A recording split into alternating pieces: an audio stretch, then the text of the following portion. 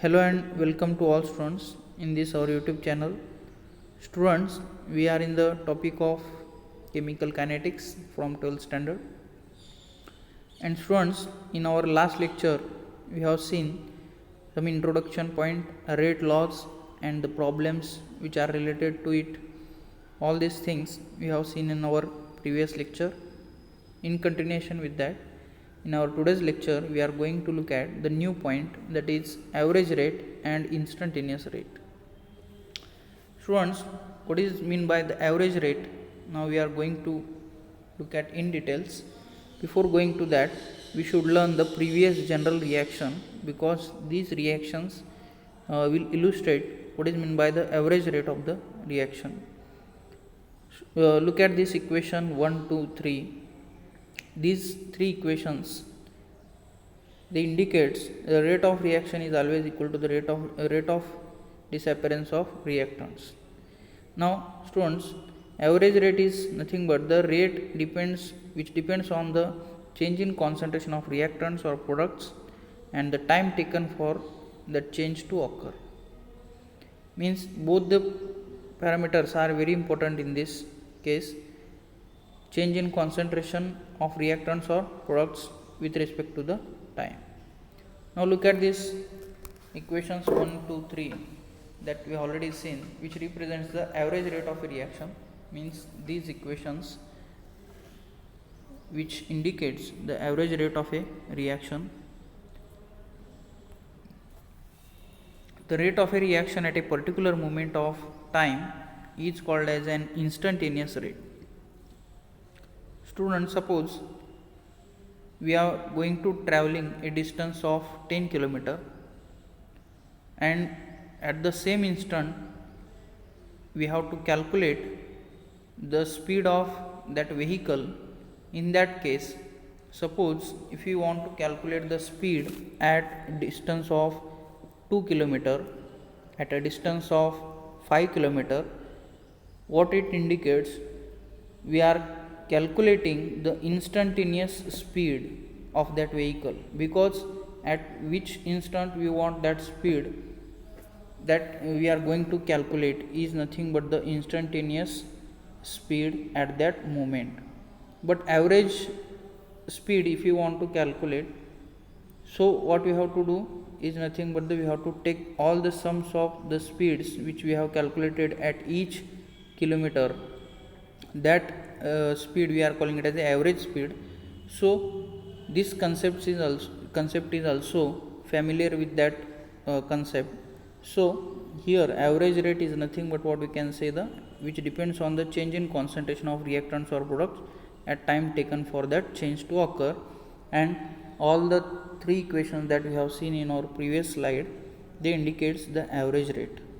But the instantaneous rate is nothing but the rate at a particular moment, and it is obtained when we consider the average rate at a smallest time interval, say dt, that is when delta t approaches to the 0. Now students, if you look at mathematically, for an infinitesimally small time interval, that is dt, this is a small change in time, the instantaneous rate we can write with the help of equation like this. If you look at the delta r, concentration of r divided by delta t, which is in nothing but the change in concentration of reactants and that of the change in concentration of product at that particular instant. As at that time change in time, that is delta t, will be 0. Or if you look at the rate for instantaneous rate for the above same equation, or for above the same case, it will gives us like this: d by dt of concentration of reactant is nothing but the equal to the d by dt of concentration of the products. So these are nothing but the both equations, average rate for average rate and for instantaneous rate. And students, the unit for the rate of a reaction, if we put the values corresponding to it, then we will get this rate of a reaction will be like this: mole per liter per second. Now if you look at the graph, which is now we are going to represent here in this slide. This graph is related with this equation, that is which is provided at the top of this graph. H2O2 means here decomposition of the corresponding hydrogen peroxide is now going to take place into water and oxygen. As we know that this will increase the volume of the container in which we have taken the hydrogen peroxide, and we have plotted the graph for the concentration of hydrogen peroxide versus time. And if you look at, as time increases, the concentration of H2O2 now going to be decreasing, and for such a case we are going to find its corresponding rate, and the concentration versus time graph which we have plotted, their values also we have mentioned here. At a particular instant, if you look at if you put the values of concentration 2.32 moles per time, that is in second, 1360 second, that is in minute, we have converted it into corresponding seconds. So then we are getting the value 1.7 into 10 raised to minus 3 molar. Now if you look at the same case for the change in time, it will be now going to be increased.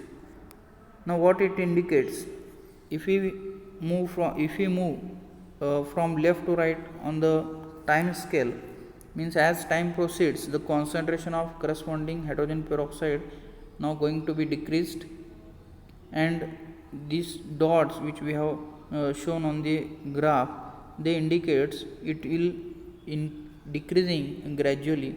And if you want to find out the average rate or instantaneous rate for such reactions, then we can find with the help of our previous equation: initial rate, average rate over a time period, instantaneous rate. All these things you can find out with the help of this graph. Now students, the next important point in this our chapter is nothing but the factors affecting the rate of a chemical reaction. Now students, these are the very important factors which affects the rate of the reaction, or sometimes we need the help of these factors to study for a corresponding reaction, how to increase the rate of reaction or decrease the rate of the reaction in some cases. So from this point, the first point arises is nothing but the nature of reactant. Students, nature of reactant will affect on the rate of a chemical reaction. How? Ionic substance react with faster than that of the covalent substance, because the ionic species which is highly reactive than that of the covalent substances, because the bond strength, if you look at, covalent bond has the more strength. So nature of reactant also plays an important role in the chemical reaction. Concentration of reactants. Now if you look at for the reactants, rate of a reaction is directly proportional to the concentration of the reactants. Means if we increase the concentration of particular reactants, then automatically the rate of reaction also gets increases. Now students, if you look at, or if we think for the gaseous state substances, we can say concentration for the liquids, but if we want to study it for the gaseous reactants or products or the gaseous things, then at that point of view we should take the help of concentration in terms of pressure. So the partial pressure in case of gaseous, it will decides the concentration of that species in terms of gaseous state. Now again here the concentration increases, then the rate of reaction also gets increases. So this is the second factor, concentration of reactants. And the third factor which is a very important is nothing but the temperature increase. Temperature, that factor will affect on the rate of a chemical reaction. Rate of a chemical reaction which increases with increase in the temperature.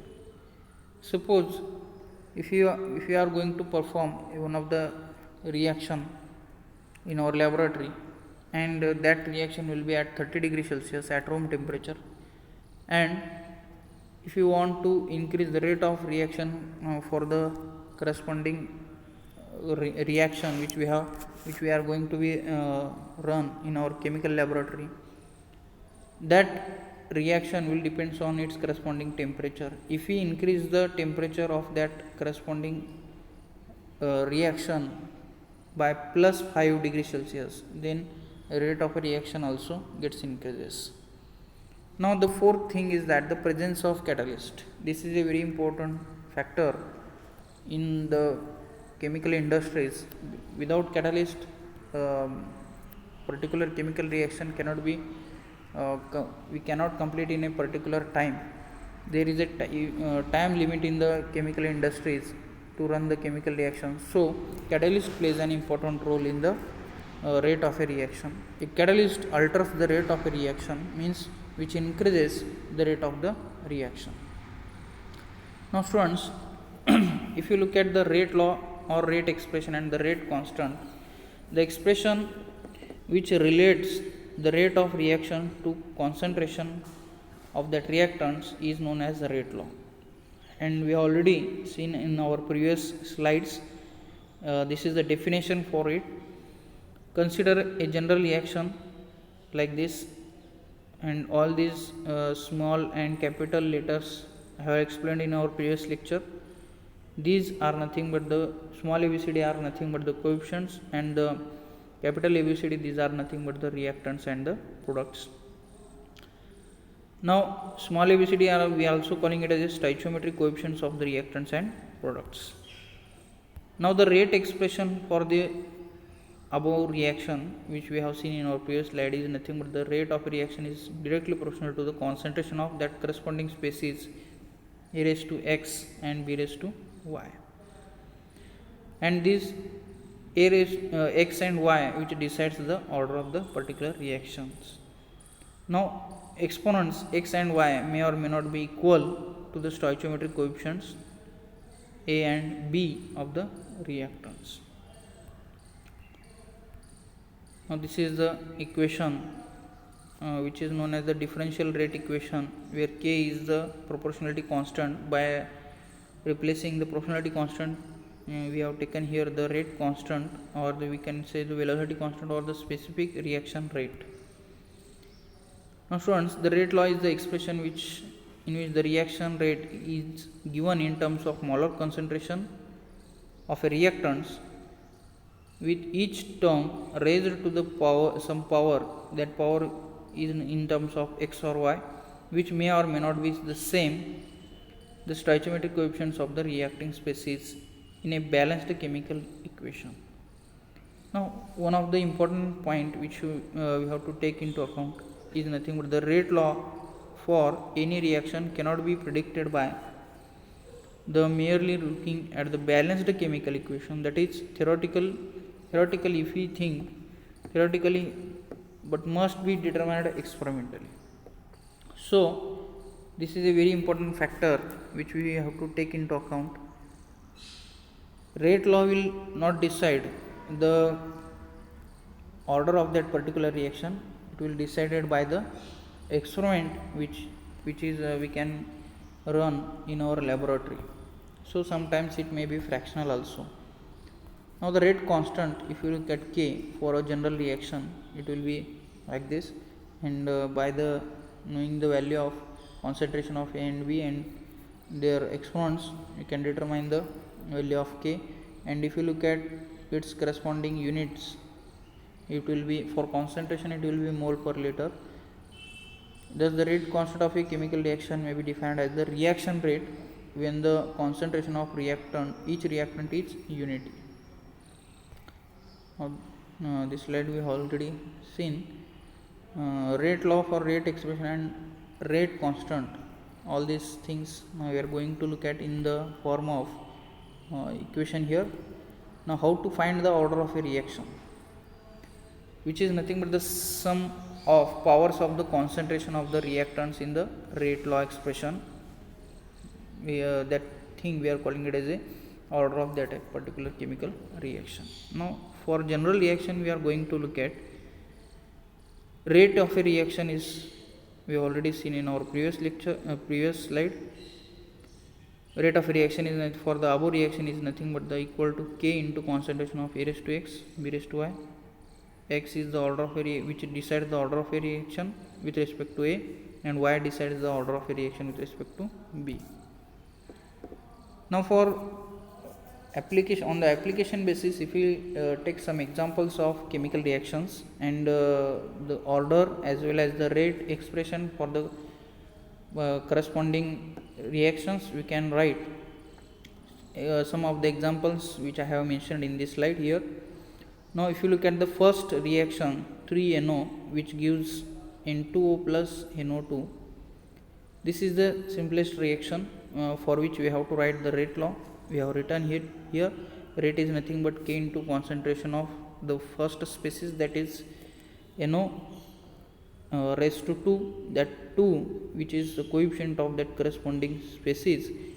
So according to that rate law, we can say that the reaction is second order in NO, second order overall. For the second also we did the same thing, first order in NO2 and first order in F2, second order overall. Now order sometimes may be decided by experimental values also. So this is the important note that you have to take into account while writing the rate law as well as the order of the reaction. Now students, look at this, the third reaction. If we observe that reaction, you will notice here second order in NO2 and the second order overall, and the fourth one will be the first order in hydrogen peroxide and the first order in I minus, but zero order in H plus second order overall. This type of reactions may be decided sometimes by running the experiments. Now order of a reaction. Order of a reaction can be 0, 1, 2, 3 and even a fraction also sometimes, because they can be decided with the help of some experimental values. Depending upon the order of a reaction, reactions are termed as a 0, first order and second order, sometimes maybe fractional also sometimes. Zero order reaction means that the rate of a reaction is independent of the concentration of reactants. Order of a reaction cannot be predicted by merely looking at the balanced chemical equation that I have already mentioned, that is theoretically, but must be determined experimentally. Students should take into account this important point. Now if you look at the order of a reaction and units of its corresponding rate constants, students, in general, for nth order reaction A, which means the simplest reaction, if you take A gives product, rate is nothing but K concentration of A raised to N. Now here K, we can write the expression for the corresponding above A gives to product equation, which is nothing but like this, change in concentration of that corresponding species with respect to time multiplied by 1 upon concentration raised to N. This is the general expression to write the for nth order reaction. If we substitute the value N is equal to 1 here, we can get the corresponding K, that is order of a reaction for first order reaction, and its unit will be like this. And if you study for 0, first and second order, you will get the units of rate constant of its corresponding reactions. So this is the table which shows the units of rate constant for 0, first and second order. Now students, this is all about in our today's lecture. We will continue with this point, that is elementary and complex reactions, in our next lecture. Thank you very much.